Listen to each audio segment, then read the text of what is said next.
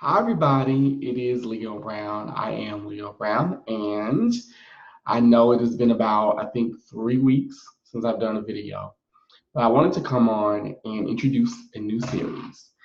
Um, as you guys already know, like I do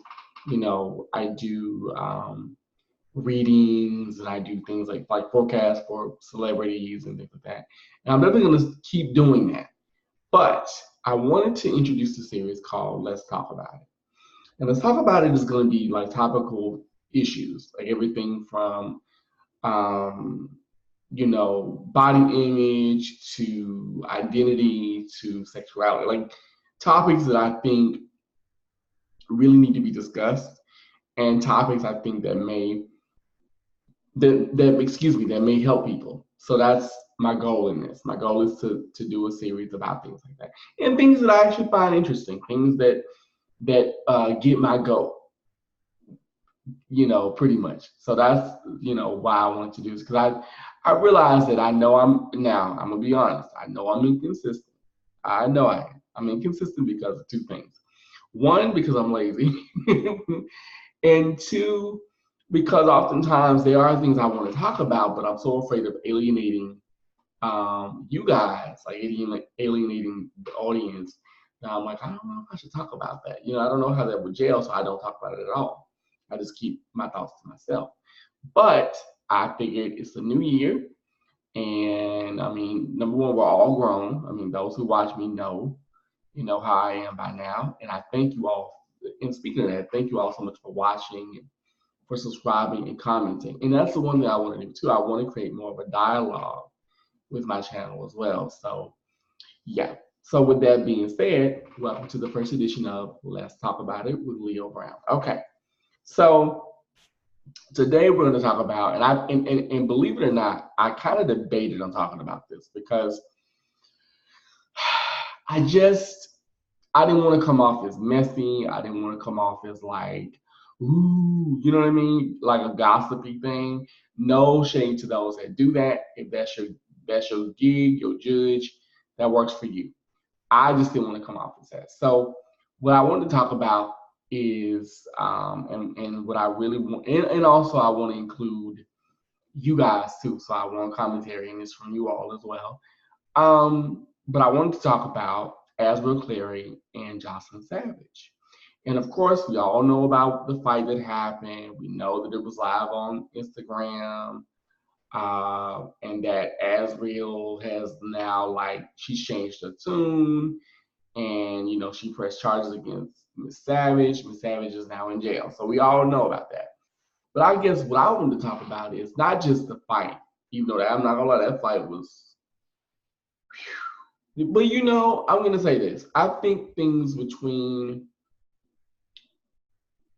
them were brewing anyway. But I also want to say this. I also think that this whole situation, this whole R. Kelly debacle, whole R. Kelly saga, proves one thing, and that is Stockholm syndrome is real.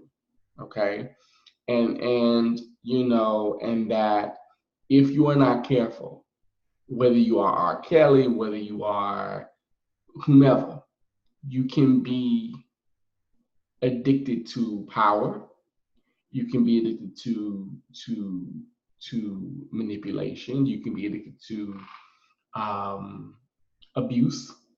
You know what I mean? Because I watched the whole documentary. I watched the R. Kelly documentary, and even though a lot of what they said in the documentary it was rehashed, but there was also a lot of things that I didn't know. I didn't know that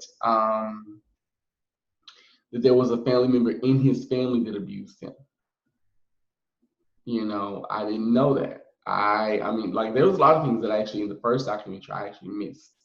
So, you know, to me, what what this came up to me, or what this brought to my attention, was not just them fighting, but you know, um, the Stockholm syndrome and how manipulation can change you, how it can make you turn against people that probably have your best interest at heart. Because I think deep down, I honestly think Miss Clary wants to help Joycelyn. I do. Maybe not right now because of what's going on, but I also think because, probably in the past she was like, I want to help this girl because I know where she is. And I think what's going on is that Miss Clary is waking up and she's realizing, like, you know what, this was some bullshit. This was pure manipulation. This was pure, um, you know, this was just control. This was possession.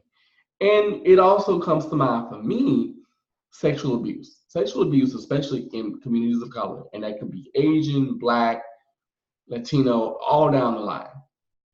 In communities of color, or just period. I'm not even gonna make it a racial thing. But I guess I want to make it a racial thing because it deals with Black women. It deals with Black girls. And the perpetrator in said case is a Black man. So the one thing that, as I've watched both documentaries and I saw the whole fight and stuff, the one thing that came into my mind was sexual abuse and how it goes rampant. How in the Black community, in communities of color, period, we don't talk about sexual abuse. We don't talk about it. We do, but it's, or it's, well, you left your child around who? Okay, but my thing is this: if you know Uncle Leroy is into young girls or young boys, because boys get molested too. This could happen to boys too. Um, and I think they even brought that up in the documentary, if I'm not mistaken. But it's like, if you know this about Uncle Leroy, then why would you allow Uncle Leroy around your children? You know what I mean? Like, to me, this is, well, that's my uncle. No, no, no, no, no, no, no, no. Just like the whole R. Kelly. That's R. Kelly. No, that's an excuse. That's an excuse. And you are putting your children in harm's way. Now, a lot of people are like, well, we shouldn't blame the parents in the Clarys and in Savage's case. Okay, here's the thing about that. My thing is, yes and no. Yes, we should blame them because, number one, they're the ones that introduced their children to this man. Number two, no, because they're also grown women now. And they can't force grown women to come home. You know what I mean? Like, you can't. So in that sense, so it's like to me, it's like a catch-22 in my opinion. So, but like I said, to me, it really shows the devastation. This whole thing for me is really sensitive, and I know I probably sound like I'm rambling, but it shows the devastation that sexual abuse causes and how it really fucks you up. Not just when it comes to sex, not just physically, but mentally, emotionally, spiritually, like when it comes to trust, when it comes to trusting your own instincts, when it comes to vulnerability, when it comes to how can I put it, reaching out, asking for help, things like that. Like it just shows the devastation that if you allow this to go on and you didn't stop it, like people have said, this has been going on for 30 plus years. I remember when the whole Aaliyah thing happened. I was, how old was I? I think I was in junior high school. But I remember that. I remember Aaliyah, and no, I was in elementary school then. Wait a minute, let me think. No, I was in junior high because I had just started 6th grade.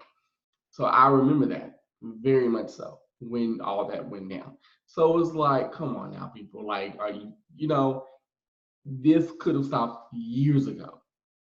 But because he had money, because he had power, because he had clout, because his music sounded good. I mean, Step in the Name of Love, we allowed this to go on. We as a community, and when I say we, I mean us as a community in general. We are partially responsible for this because, but then, I also look at it from in this place too.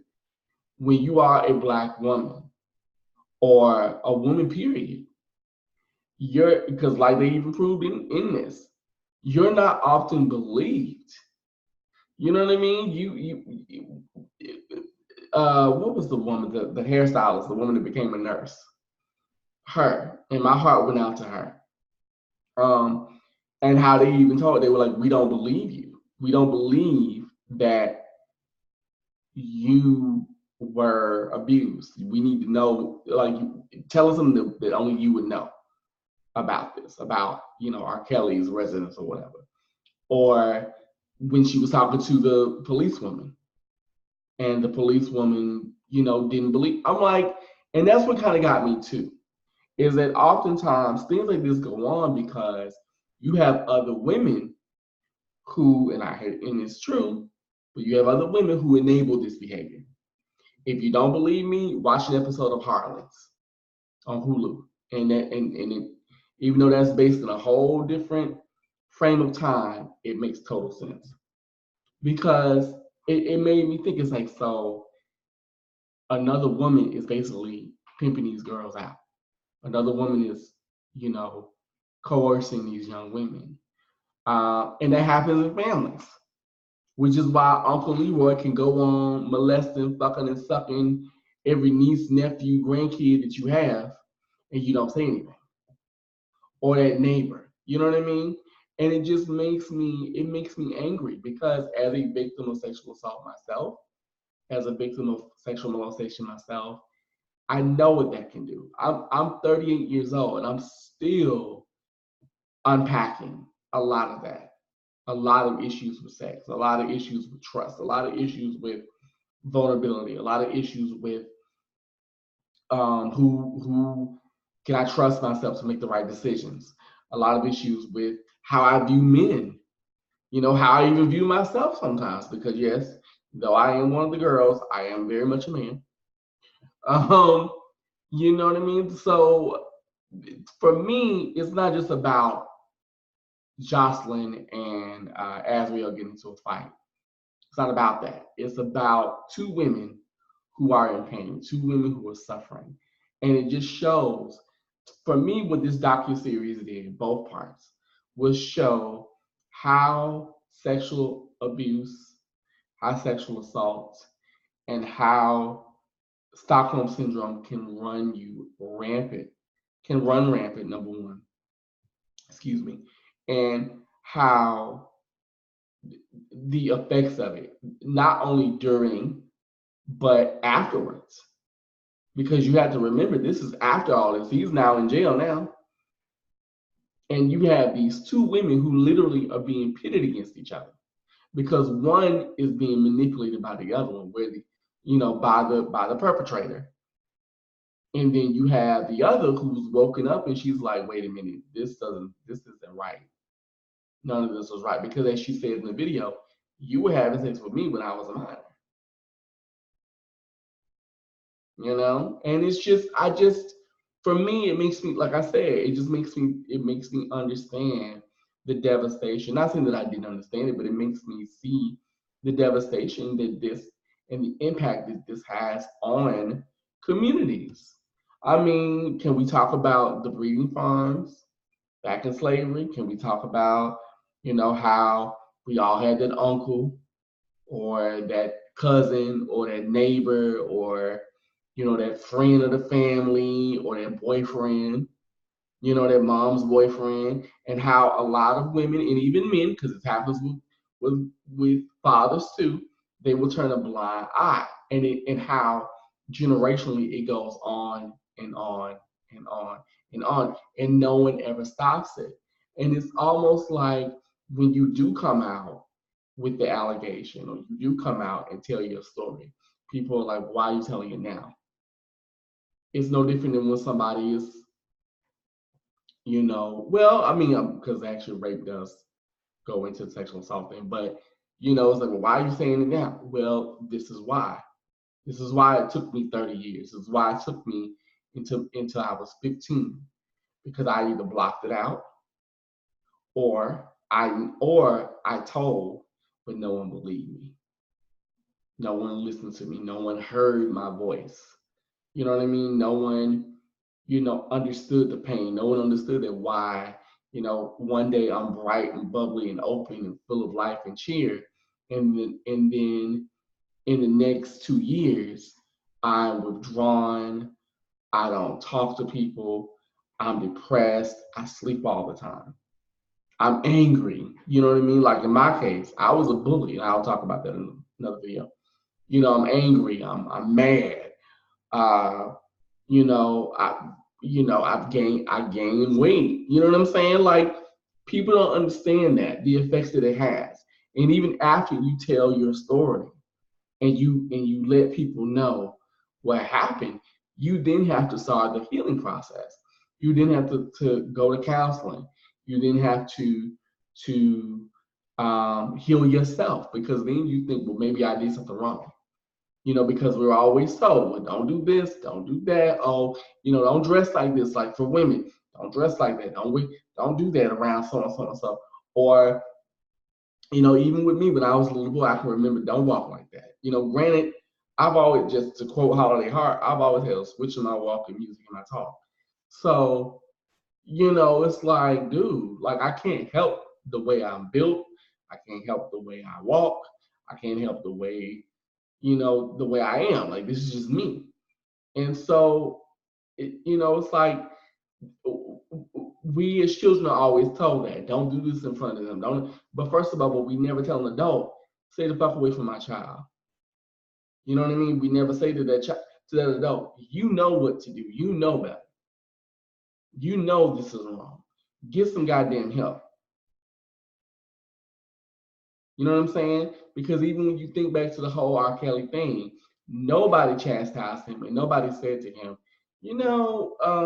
Robert Sylvester, don't you think you should date girls your own age? Don't you think you should, you know, be with a woman that's like 23, like you were 27 at the time when you married Aaliyah, don't you think that, you being with a woman that was 25 would work for you? Or don't you think you might want to get some help? Or you may want to get some counseling or something, and work on it and work this out and work out your issues with sexual abuse because you were abused too? Don't you think you want to do that? Because and that's the thing, we never chastise the perpetrators, but we chastise the victims. And I've never understood, and I'm gonna be honest, I've done it myself. I've never understood the victim blaming. It's like, but you a grown ass man, or you're a grown ass woman. Why are you lusting after a young child? I'm just saying. I can see it if, say, this person is 25 or 23 and you're 30. Okay, fine. They're legal. But if this person is 14 and you're 21, what the fuck are we doing? What are we teaching our kids? What are we teaching adults? You know what I mean? Like, better. Like, what are we doing? But we let it go on. I don't understand. That makes me angry. That makes me very angry. I don't understand that.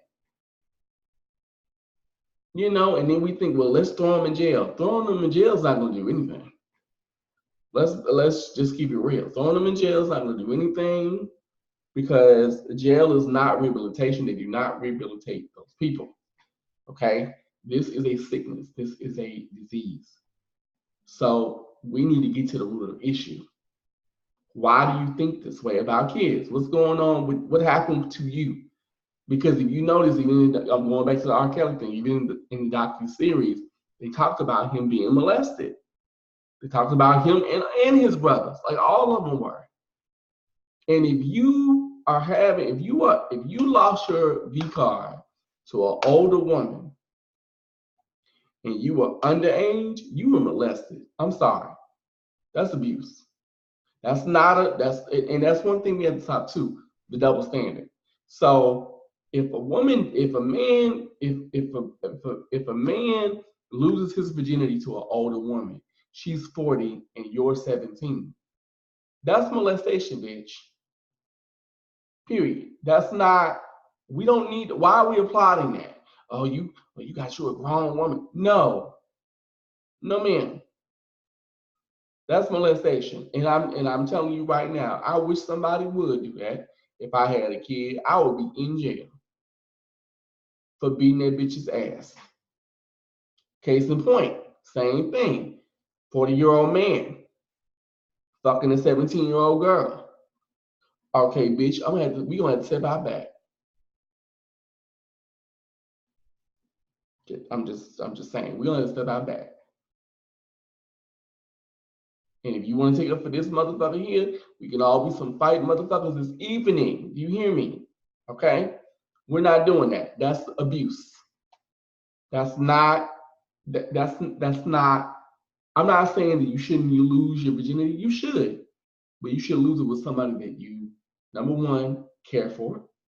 Number two, someone that is in your own age range or close to it. You know what I mean? And someone that can tell you that, you know what you're about to do is a fun thing. It can be beautiful. It can also be bad. You know what I mean? Someone that is kind of on the same path as you is what I'm saying. So, and believe me, even though I was legal when I lost my V card, but the dude I lost it to was 52 years old. But that's because for me, I was looking for a daddy. Okay, both literally and emotionally. I was looking for a daddy. Okay, I wanted me a daddy, daddy. All right, I wanted a man to take care of me because I was taught that. I was taught, get you a good man, get you a man with a job that'll take care of you. I was taught that old codependent shit, that Tina Turner shit. Well, he taking care of the house. Don't worry about what he doing. You know what I mean? And even though my mother, she never said that, her actions said that with the men that she used to be with. But that's a whole other show. But I just wanted to come on and talk about that. I just wanted to get that off my chest. And now that I've talked about, I said my piece, I want to know what you think. Leave your comments. Let's make this a dialogue because I think this is important.